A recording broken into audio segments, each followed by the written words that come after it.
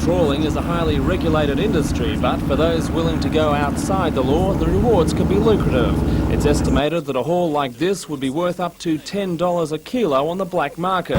State Fisheries is aware of the practice. Only recently, officers confiscated this illegal net and equipment on the Karua River. The river is closed to trawling by any method. However, fishermen using powerful boats with radio scanners and helped by an extensive network of lookouts or cockatoos have been giving inspectors the slip. Now the department wants to improve its odds in this game of hide and seek. It'll involve a lot of assistance from other districts. We have got the methods, as I said, we have had success in the past. It just takes the time and involvement, and we hope to put in a lot more time in the next few months to detect these fellows, yes. Is it one of those things that you can totally stamp out? It's a bit hard. It's the isolated nature of the river, up the upper reaches of the river. It's very hard to know exactly what's going on up there without the general public to inform you, but we have got a fairly good idea, and we hope to eradicate it as much as possible anyway. The Fisheries Department conducted a successful campaign last prawning season, and it's confident of more arrests this time. Penalties provide only a slight deterrent to the illegal operators who stand to make big money for minimal risks. Fisheries officers say penalties are likely to be increased in the near future. Meanwhile, they're determined to protect the fragile breeding grounds. It can't be any good for the riverbed. This area has been closed to prawning by all methods as a prawn breeding ground, so any stocks that are depleted by trawling and also the damage to the riverbed ecology can be put down to illegal trawling, yes. Okay. That makes sense then.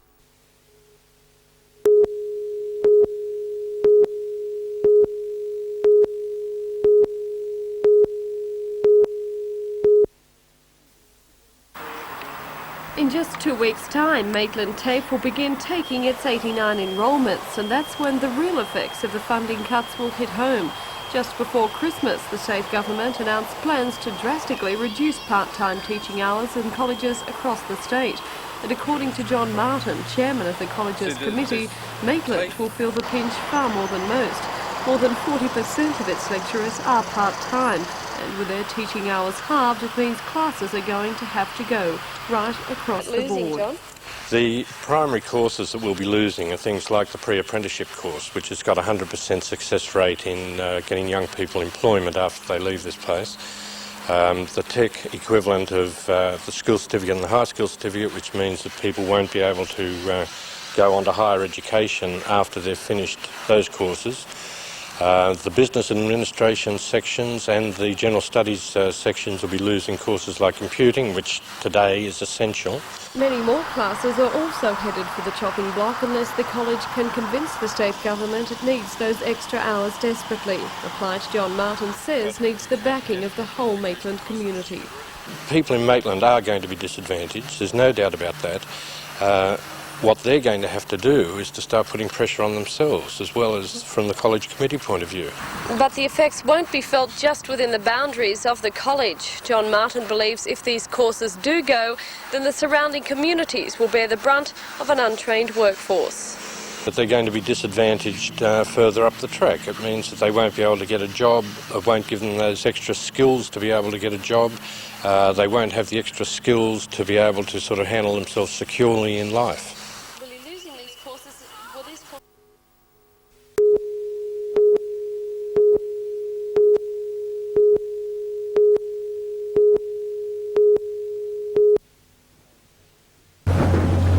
Today's final heat was just a formality. Alan Landenberger of Grafton had already sewn up the title, having scored 2 wins, 3 seconds and a third from his previous 6 races. Second place was also an on event, having been claimed by Mark Thorpe. Landenberger and Thorpe now head to New Zealand for the World Championships. Another Grafton sailor, Chris Day, took out the junior title. He also had clinched the championship before today's race. Despite a 2-hour delay because of light conditions, Sydney's Peter Morrison won today's final race to take 3rd place overall. Meanwhile, out from Spears Point, it was day 2 of racing in the Australian Spiral Championships. Spirals are raced mostly by teenagers as a progression up to the larger laser class. 36 entries have been received for the titles, which continue until Sunday. After 2 races in the series, Evan Gordon is the overall leader after winning yesterday's first race and taking 2nd place this morning behind fellow Sydney-sider Martin Thompson.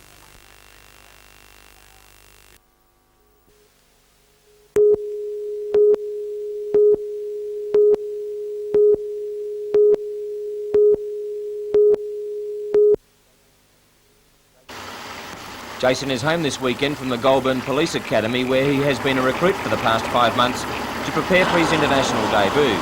As with all dedicated athletes, it's training as usual in any conditions, and today was no exception. Jason only took up serious running in 1983, and since then has really established himself as one of the real talents of our area, with wins in the Newcastle Herald Fun Run, the 2 HD Sweps event, a first in the Fisher's Ghost Classic in Campbelltown, and a super run to be the first junior home in this year's City to Surf. That win earned him a trip to Tokyo, something he's pretty pleased with. I'm really excited about it, Mike. It's taken 5 years of hard training, and finally things have come together. What are your aspirations in Tokyo? Well, I hope to finish in the first 5. It should be a pretty hard race. It's 15 Ks, but I hear it's pretty flat, so hopefully I'll just sit with the other Australians and see how I go. Now, 21 years of age, you've got your athletic career in front of you. Have you got any aspirations of running Commonwealth Games or Olympic Games? Yeah, maybe later on at the end of the career. There's an international match in Sydney in about a year's time, and if I can represent Australia there, I'll be pretty happy with it. And anyone who would even consider venturing outside this morning, let alone go training, deserves to succeed.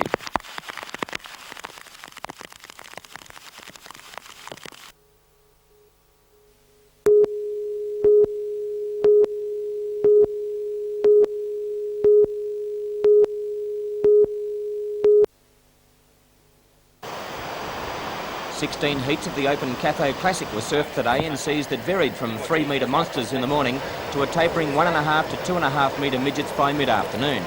The bigger seas enabled the taller and heavier board riders to compete more favourably with the cadets. But indeed the performance of the day came from one such grommet, Adam Player. Player won his round with 2 exceptional rides of 8.5 points and another of 9.5 points. Other good form was shown today by Brett McMahon, the 1987 champion, 3 times Catho Club champ Glenn Valere and Justin Lee. In the over 28s, Roger Clements, Tony Solaris and Chris Pryor have won their way through to tomorrow's final. Competition recommences at 7 a.m. in the morning.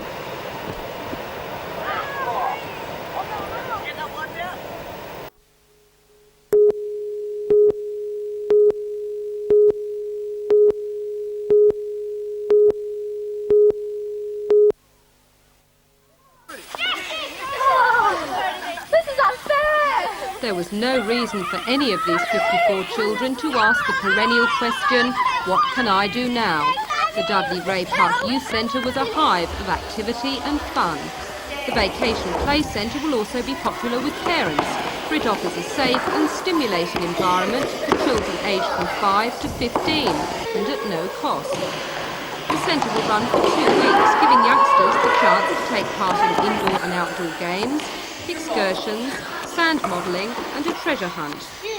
Staff are sport and recreation trained and with the help of volunteers can cater for an unlimited number of participants.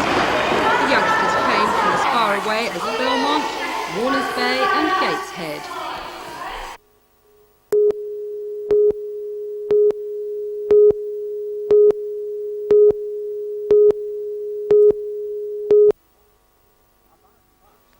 A large part of that success in Sydney could be put down to a highly concentrated media pre-publicity campaign, complete with catchy jingle. Lake Macquarie Mayor Ivan Welsh is hoping that commercial will be made available and also that sponsors will come forward with enticements for participants. February the 14th last was the date of the previous lake clean-up, a highly successful operation which cleared 67 car bodies, tyres, mattresses, ovens and even a kitchen sink. Alderman Welsh says the one criticism of last time, a delay collecting the rubbish, has been fixed. We've learnt the lesson from last time. We've got a budget allowance for it this time. We didn't have last time, and therefore we only had a couple of trucks running around for a couple of weeks, and this got some people offside, and I hope it doesn't get them offside that much that they won't come out and help again. There's ample evidence of the need for a lake clean-up, but what you see is precisely that. It's visual pollution. Mayor Ivan Welsh concedes the job must be done far more thoroughly. However, he says, an army of volunteers picking up the litter is a great place to start. We're working on doing the heavy work, that is the dredging that's going to have to happen up in the top quarter here, and I believe that we can get amongst the heavy metals up here too with some new technology. So I've put out an ad at the moment for expressions of interest or expressions of what it might cost us to do that, so we're hoping to do the heavy work, but we're asking the people to do the light work, and clean the surface area really. So bring a garbage bag, footwear and gloves to the lake on the last Sunday in February, the 26th, so that next time this little fella takes a dip, it won't be so yucky, yucky, yucky food.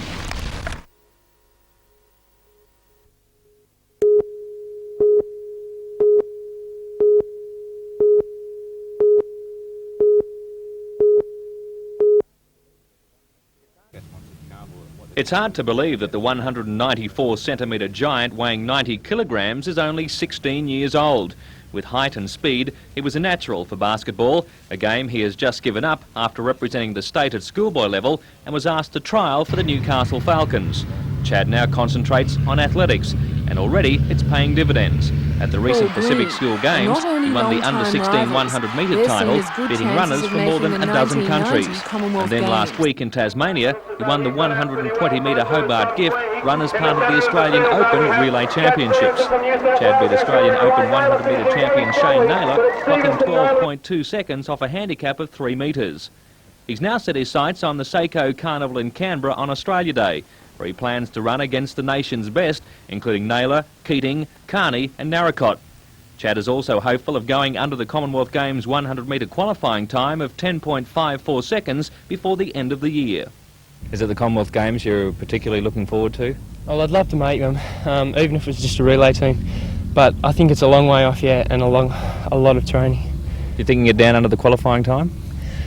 Well, I ran 10.73 at the beginning of the year, and I think my improvement's taken a big step since then, so hopefully I can, yeah. The 16-year-old also believes it's not out of the question that both he and his teammate Paul Henderson could make the Australian team for the New Zealand Commonwealth Games. It'd be really good for Newcastle. It'd be good to see, especially for our coach Max Debnam, because Max is a really top coach. He's one of the head coaches for the World Indoor team to go over to Belgium early this year, so it'd be really good.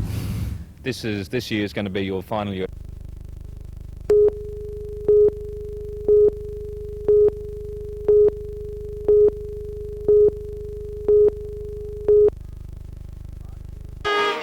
Last year's regatta proved to be a little too successful, with crowds of tens of thousands swamping the foreshore. Roads were jammed and motorists sat for hours in the traffic. This year, we're encouraging the general public from Maitland, from the Upper Hunter, from the Gosford areas and the Newcastle people themselves to use the trains and to use the buses. And there'll be schedules that will be in the papers and announced over the on TV in the next few weeks. Exact details of the regatta were announced today, revealing the arrival of the sail training ship the Svanen and Navy ships HMAS Hobart and Shoalhaven. The highlight of the weekend's entertainment is the return to Newcastle of the historic steam tug, the Waratah. Built in 1902, the Waratah worked in Newcastle for many years, before being confined to the dock in the 40s. In 1968, the vessel was given to the Sydney Maritime Museum, and at that time the President promised Newcastle that her first seagoing voyage after restoration would be back to Newcastle. You've waited 20 years and here it is. Great.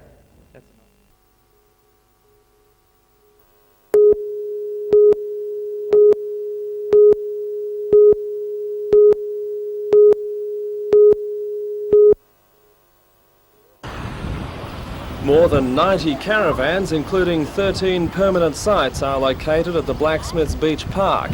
Residents and holidaymakers agree that the amenities block with 4 showers and 5 toilets does need upgrading. Roads must also be sealed and silage requirements brought up to standard.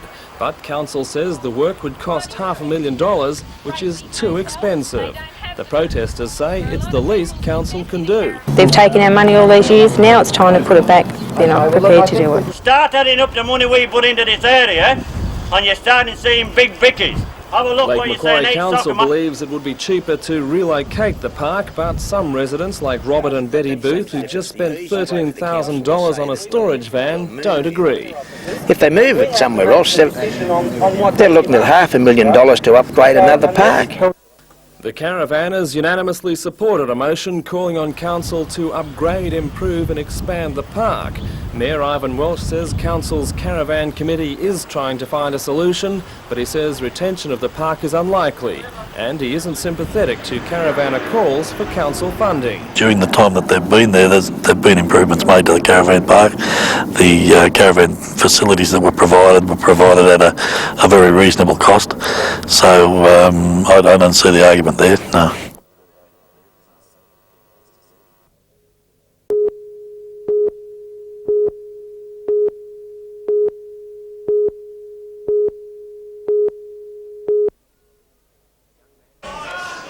A young man who many believe has the potential to become our next world champion is pugilist Troy Waters. Troy, from Kulnara on the Central Coast, successfully defended his Commonwealth Junior middleweight crown in devastating fashion earlier this year, knocking out his African challenger Gilbert Joshimu in the first round. Then on December the 2nd, Troy fought highly regarded American Ricky Stackhouse, a middleweight, and Waters won a unanimous points decision. Since then, the clubber from Kulnara has been ranked the #1 contender by the International Boxing Federation and looks set to get his chance at the world title in April or May of this year. Has won it, the new Commonwealth Junior middleweight champion.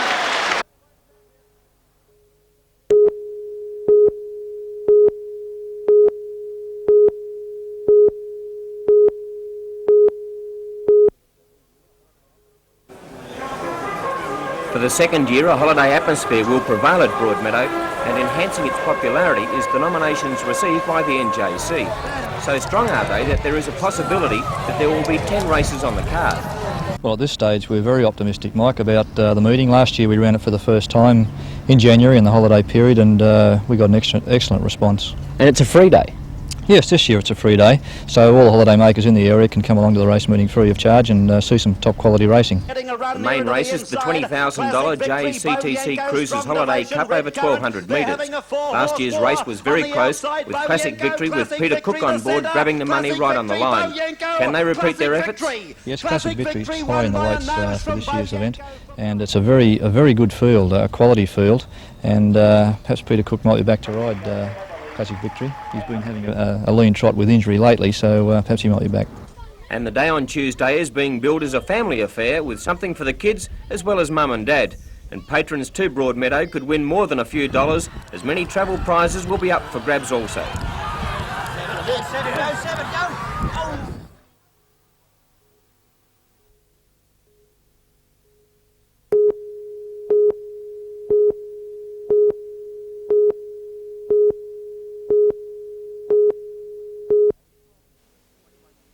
What it's going to be 21 doing years of during the age race, and in her so first year of international competition, Jacqueline had a season she will never forget. In January of '88, Jackie won the Australian Women's Laser title on her home waters of Belmont Bay. In the same month, she captured the New South Wales State Championship and was third overall in the Masters running conjunction. Jackie's success continued when she won the Pacific Region Laser Crown, was third in the Women's United Kingdom Championship, and then in August she won the World Women's Laser title at her first attempt. Currently a physical education student at the Hunter Institute, Jacqueline Ellis has a big future How does in it feel sailing. being the best in the world?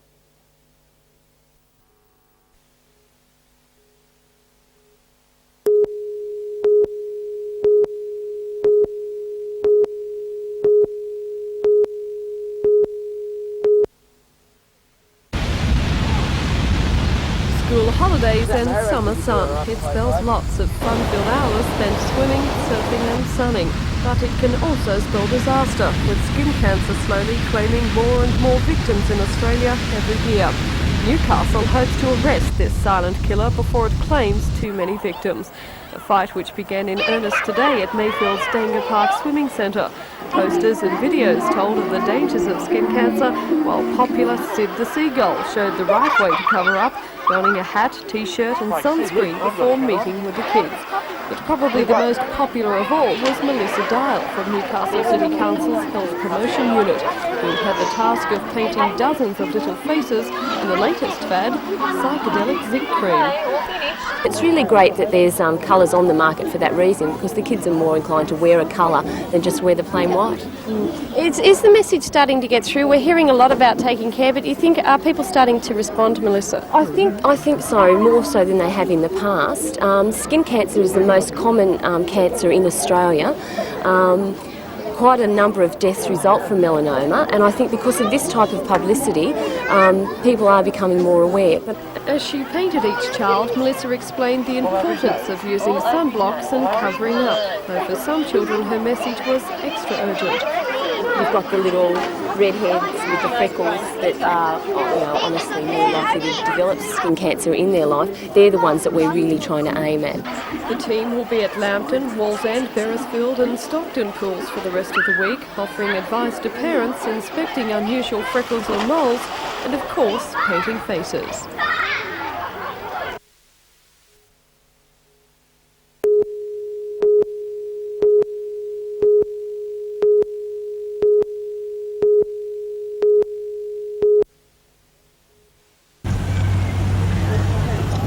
It's not a common sight in the morning traffic. Perched on a low loader, Advance 2 took nearly 2 hours to travel the landlocked 15 kilometres from a salamander factory to launch. Dodging power lines and banners, it's the last time a boat will take this path, with a new overpass set to be built across Victoria Street tomorrow.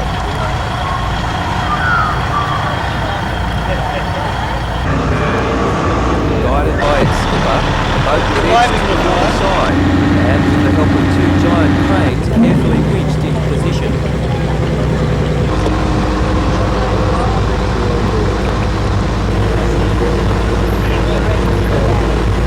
Owen and Linda Griffiths worked for more than 14,000 hours building the boat, spending $250,000. So when the champagne was cracked, it was easy to celebrate. Owen, a retired water policeman, built most of the boat himself, apart from some electrical and steel work. Linda, the gopher, did the finishing work. But what special skills did they need to build the boat? Patience. Number one. Every skill that's required in the trades, actually. You need to be a refrigerator mechanic, you need to be a carpenter, you need to be a boiler maker, you need to be an electrician, you need to be all those sort of things. The husband and wife crew believe the charter boat will be a popular option for the tourist dollar. Port Stephens is on the go. Just about it's on the boil, actually. They've worked together as a team for the last 5 years, but on the high seas, who was the captain? Who's the captain? He is. And she's the admiral. Okay. What do you want?